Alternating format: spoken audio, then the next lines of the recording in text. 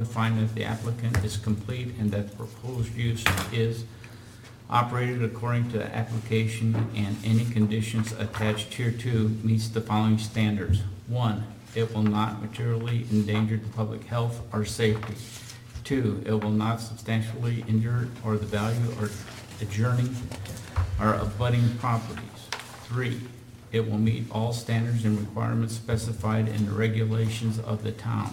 4, it will be in harmony with the neighborhood character and the general conformity with the applicant's elements of the comprehensive plan. And 5, satisfactory provisions and arrangement have been made for those matters specified in subsection 92.046D for the zoning regulation of the town of Lake Lure. Accordingly, I further move that the board to grant the requested vacation rental operating permit in accordance with and only to the extent representative in the application and plans. As amended. As amended. Second. Have a motion from Mr. Lusk, a second from Mr. Owensby.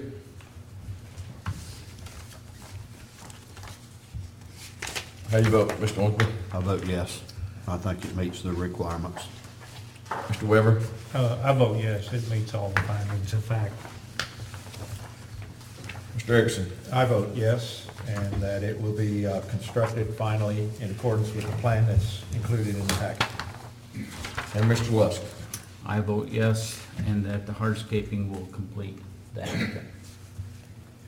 And I also, as well, vote yes for the approval of the vacation rental permit. Permit's approved, Mr. McKay. Appreciate you being with us today. Appreciate your patience. Ron, what day were you out there in Utah? Monday. This month? Yes. Okay, moving right along, if everybody's ready. Yes, sir. Next case that we'll hear,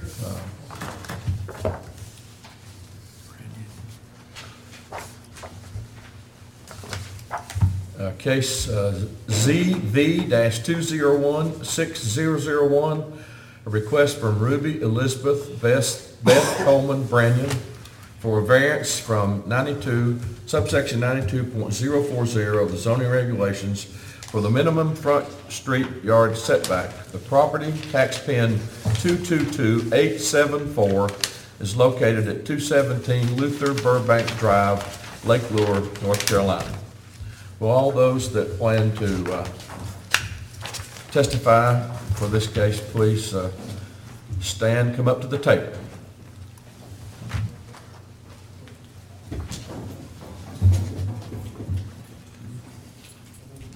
Will you raise your right hand, please? Do you solemnly swear to tell the truth and nothing but the truth, so help you God, and all the details of this case? I do. Thank you very much. Let the record show that Ms. Sheila Spicer is Tone zoning administrator, and I would assume that you are Ms. Brandon? Yes, sir. Beth? And you, sir? Mr. Brandon. Mr. Brandon, that's all we need to know, Mr. Brandon. Joey. Yeah, Joey. This doesn't matter how many bedrooms they got, right? That's right. We don't need to worry about Find that. off of that. GIS makes no difference in this. Anyone have any pre-discussion or anything in regards to this case with anyone? I did. I went and looked at the property earlier today, and is it Beth? Yes. She was at the top of the drive, and I just introduced myself as Melvin, and I was with the Board of Adjustments. I asked, was she gonna be at the meeting? She said yes. I told her I'd see her then. That was all that was discussed. Okay. Anyone else? No. Any financial issues we need to disclose? No. No. Miss Brand? No.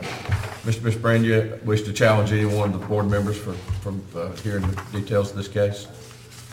All right. Good. We'll be ready for the staff presentation then. Oh, yay. Been looking forward to this. Let me turn this recording off real quick.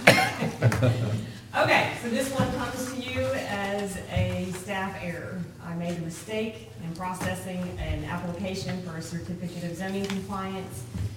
William Connor with Young Guns Construction submitted a certificate of zoning compliance application to do some work at the Brannion's property at 217 Luther Burbank. That permit application, when he originally presented it, when I started reviewing it, there was not a site plan. And in an effort to rush it along, instead of just notifying him that he had to work on a site plan, I tried to make one myself. And in doing that, I missed a very important part of their proposed project and did not see the front porch extension.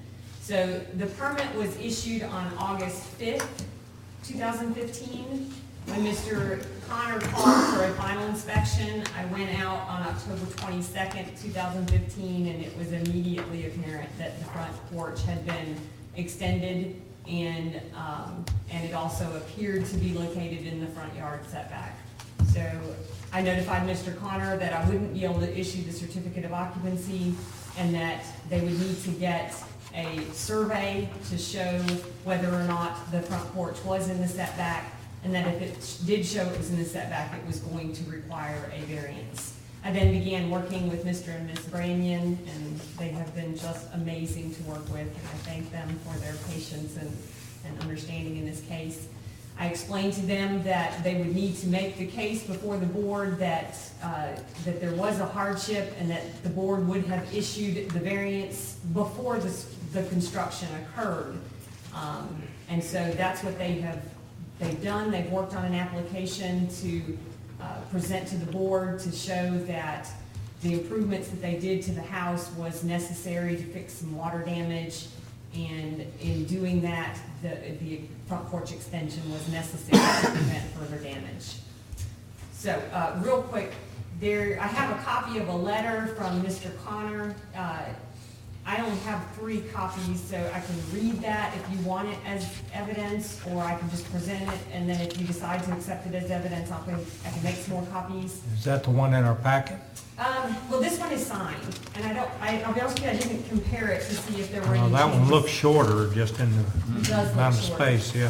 When I received that one, it wasn't signed, and I let them know that the board would probably need a signed copy. Why don't you read the one you have there, and we'll go from there.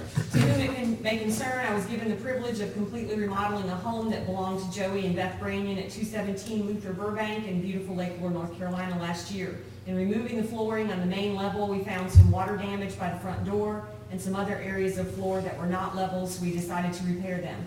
Upon further investigation, we discovered water was penetrating the area under the front door. So we came up with a plan to build a roof over the front entrance to keep water away from that area, and it also made it more aesthetically pleasing from the street side view. I know the reason the town of Lake Lure is so strict on appearances of new homes and ones being remodeled is to keep the appearance of Lake Lure as natural and beautiful as possible. The purpose of this letter is to inform you that it is also there to keep water from entering the crawl/basement of this home. Thank you for your time and consideration, William Connor. And it's signed by Mr. Connor. Okay. Y'all have heard the contents of the letter. Any problem with accepting this as applicant Exhibit 1? I have no problem. Anyone want to see it, sure? Okay. It's exactly what I have in my book, Almost. except for one Yeah. sentence. Last sentence, yeah. Right.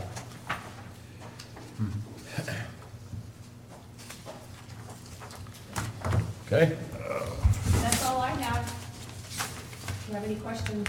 Anyone have questions they would like to ask Sheila? Yes, Sheila, do you know what that is? Yes, sir. Okay. It is his last time, you know. She always says I throw her under the bus, and He said and last time. since you Since since you admitted to making that mistake, I wanted to make sure you knew where the bus was. Anyone have any questions to Sheila? I don't. No question. No, I think the packet was, pretty self-explanatory for all that, so. No one has any questions to Sheila. We'll move over to the Brandons. Anything you'd like to add and say for us? Well, it was done for the water damage. Her mother has always complained her whole life, coming through that door, getting rained on, and getting damaged, and everything, water damage to the threshold and all that. So, that was the main concern, and like I said, to minimize the water damage going, we'd like to put some gutters too, you know, and to get the water away from the house to, from under the crawl space and everything. But, yeah, the water is the big thing. I mean, it's blowing right on the door coming in and around and everything. So that was the main reason for it. And it does look better than Yes. what was there. I don't think you have it before. We don't. When I was looking at it, I thought, man, I wish there was a before here, because you've done an excellent job on what's been done. The front porch, there was originally a front porch on the structure. Well, it was an extension that came out towards the front, but the door was located right at the front of that extension. So there was no covering or protection from the elements at that front entrance. I have been in and seen the work that they've done. They've done an amazing job. The house is absolutely gorgeous. I wanted to confirm, I see one note in here that the house was built in 1928. Is that correct? Okay. Based on that and what I've seen as being done, and based on the letter from Mr. Connor, I think your justification for a variance here is well justified. Water runoff is obviously something you have to make sure is done properly to protect your investment and to protect the home. And the fact that it was causing rot and that leads to mildew and mold and all health issues, and as well as structural issues. I think the justification here, the hardship is the fact that it had inadequate water runoff, and that has now been fixed. I think it looks great, and I will vote for this variance. Well, I noticed, I could tell by looking at it that without what they've done, they would have had extensive water problem every time it rains, so. Right. I have no problem with it on my part. I think it's justified for the house. If I may add one thing, you mentioned you wanted to add gutters. Right. Is that an issue? I don't know. Sheila, is that an issue in any way of adding gutters to what's there, the structure that's there? We don't require a certificate of zoning compliance. Well, I mean, is there any variance There should be. issue there based on adding a 4-inch wide gutter and across the front or whatever? No, it's In on the some side. cases there are. It's on the side, so it shouldn't be an issue. So, okay, then, yeah, because I wanted to make sure that we covered that and authorized that if there was an issue regarding the variance there. So, Yeah, I mean, it's fine, the way the roof pitch slopes, the gutters are gonna not be on the Yeah. front side. They're Right. gonna be on the side. yeah, this to me is a make sense action. With this configuration of roof, you've got two valleys that are Right. shedding water right where you Right. don't want it to Right. be. That's why it needs. Right. I agree, yeah. Yeah, Any other comments, gentlemen? No. no more. Well, I too think you did an excellent job. I'm not sure if Mr. Connor did this with all the pictures. It's very self-explanatory. And I wish we got them all like this, where we could understand as much as we understand from it, from the packet before we got here. That to me was very positive. So I certainly don't have any other questions. That being said, no one else has any questions, anyone? No. I guess we need a motion. I'll make a motion. All right. With regard to case number ZB-2016001, I move the board to find that the applicants have demonstrated that unnecessary hardship will result from carrying out the strict letter of subsection 92.040 of the zoning regulations, and further have demonstrated compliance with the standards of granting variance contained in subsection 92.088 of such regulations. Accordingly, I move the board to grant the request variance in accordance with and only to the extent represented by the application. I second. Okay, we have a motion made by Mr. Ornsby, seconded by Mr. Weber. Any further discussion? Not, Wes, how do you vote, sir? I vote yes. Okay, Mr. Erickson, I vote yes, I think you all did a wonderful job on that house. Mr. Weber? I vote yes. I believe the variance is justified. As I stated during the discussion, there was no water runoff adequate for the property, and now it's been provided to protect the property. So I think the hardship there was the fact that it had inadequate water runoff, and it's well justified, so. Mr. Ornsby? And I vote yes. Okay, and I myself vote yes as well.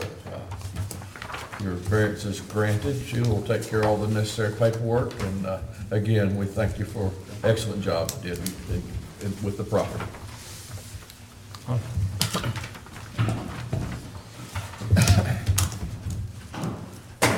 Uh-oh. Okay, we're ready now to move on to item number 5, new business. Anyone have any new business? Mr. Weber and I have a couple of things to talk about. Mr. Lusk, anything for you? No, sir. Mr. Erickson? No. Mr. Ornsby? Mr. Weber, the floor is yours, sir. Well, you want to go first, or you want me? No, you go Okay, first. all right. I asked Mr. Kilby to add to the agenda on a regular basis, new business or separate item or something, a liaison report. So I have an opportunity each month to give to you folks on the board and the audience, anything that might come out of the council that is warranted and that y'all need to know. One thing was Sheila did pass out the new amendment to the zoning regulation with a non-conforming lots of record paragraph was amended. You no longer require variances, or variances are no longer required for non-conforming lots of record if a structure can be built within the setback specified for that size lot. You no longer have to have a variance simply based on lot size. If you have the small lots that obviously nothing could be built, yes, they will still have to have variances. So I wanted to make you aware of that. The other thing is, we all know that Ms. Maringer has resigned. There were a couple of things in her letter that caused me concern. And I simply wanted to say that if, and I know she sent that to all the board members. One of the issues was she's talking about the rewriting of regulations. Whenever you have a certain variance that seems hard or difficult, regulations are rewritten. Actually, that's the way it's supposed to be. If variances are supposed to only be granted in exceptional and rare circumstances. Variances should never be the norm. And the actual desired method of attacking, when variances are required too often, then you do rewrite the regulations to make sure that that doesn't happen. The other thing was that she mentioned that VROPs become so routine, or have become so routine, that hardly any questions are ever asked. Well, that's okay. I mean, when you have certain VROP cases where everything is laid out and it's well presented, there may not be anything to ask questions about. There's nothing wrong with that. But if you have questions, ask them. Well, I think today demonstrated Sure, the fact yeah. that we do that. And then the final thing I wanted to say about her letter was, if any of the board members, and I as your liaison, if you ever have any concerns, issues, stuff like that, please be candid, come out, bring them out, talk about them. Don't just, I hope you don't have a flair for the dramatic and drop a sudden resignation on us. Okay? I mean, bring it up. Talk about it in the board, or like right now. And that's what I wanted to say on that issue. And that's it. Okay, points well taken. I would like to ask the board, as well as our zoning administrator, what can we do about the GIS bedrooms? And it'd be an issue every time that we, where it says 5 and or says 3 and they put 4. And is that something that you can make? Would it be When someone does a vacation rental permit, it's been a long time ago, I can't remember, do they come to you for the form, or they print that off on the website and then fill it out, or different ways? Either, I mean, so if it's someone who's not familiar with the requirements and the process, then they'll come to me. If it's someone who's been through the process several times, if you have an operator who's been through that, they'll just print it out from the website. There's nothing in the regulations that says that I can't accept an application that has this. If it's something that I catch ahead of time, then I'll mention it to them. I'll just say, this is probably something that's gonna come up, but they can leave it the way it is if they want. I'd just like to eliminate the things that always come up, Yeah. if there's a way to not make them something that always comes up. I don't see how we can do that with regard to that one issue, simply because, in the case that Mr. McKay reported, the sixth bedroom or whatever was a loft that they're gonna make into a bedroom. I mean, the owner's gonna say, that's a bedroom. Right. That doesn't mean it's technically a bedroom for GIS. And I don't know how we can ever change what the owners call a bedroom, So if the So why is it an regulations- issue? because we only approve what's on GIS. Then it's The an issue. structure- Well, it's an issue, but I'm saying, I don't think we can change that. We can't change how the owners see the rooms in their house and how they Well, we could- consider those rooms. We could certainly tell them that if it says, how far down would you have to go before it's an issue? If the three, that GIS says it's 3 and they say there's 4, then the maximum they can have would be 10, right? Yeah, the maximum occupancy, if that became an issue with them. So I'm just, Yeah, I can certainly advise them of that, and if I catch it in plenty of time, then I do. Now, procedurally, there are times that they drop off this application, and I've got conditional use permit application in there that was dropped off early last week, and I haven't even looked at it yet. So sometimes I don't even get a chance to start processing these until we're down to the wire. If it's something that I am actively assisting them with the application, there have been many, many times that I have said to people, okay, you're saying that it has this many bedrooms, GIS says it only has this, and then they may say to me, well, there's this, there's a bedroom here and here and here, and I just tell them, well, be prepared to address that with the board if they bring it up. would a frequently asked questions list be something to put on the website, or to send to a person that's applying for a vacation rental permit or something? I'm just asking, I don't know. We do have we have the board, the hearing protocol letter that it's a insert in the letter that we sent him, but by then the application's already received and, that's the one telling them about the quasi judicial process. yeah. Well, how about you thinking about that? And if there's just some way that we could convey to people before the things that we always, that are an issue because of the way we're directed to do it, we could eliminate those, it'd be great. I would think, Sheila, that you could advise someone who's coming in